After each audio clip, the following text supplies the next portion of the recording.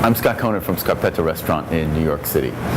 So probably one of the craziest stories that's happened to me there's been a lot of them in my career. When I first opened up a restaurant on the East Side, we had a gentleman come in who had been drinking quite a bit, guy from Ireland, and he had a heavy brogue. He actually worked for the United Nations. After a little while, he'd been drinking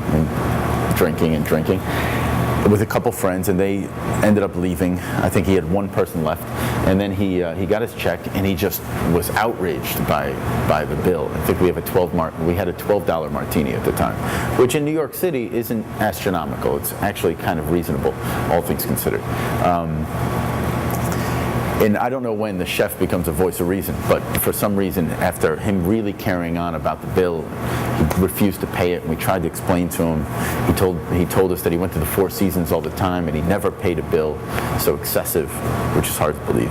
I came out of the kitchen, and I tried to go through the itemized bill with him, and I said, "Sir, if you could see, this bill really isn't," and he had a pen in his hand, and he took his pen as I was trying to explain the itemized, and he stabbed me in the hand. I don't have a mark, unfortunately, but he stabbed me in the back, right in this part of my thumb, and he stormed out of the restaurant, refusing to pay the bill at all. So that's not necessarily the best part of the story. He came back the next day, sober and humiliated, and he just felt horrible. And he brought us a 6-pack of beer as a kind of as an apology.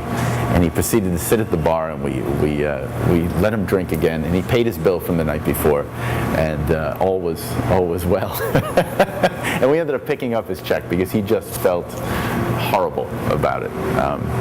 It was a good story.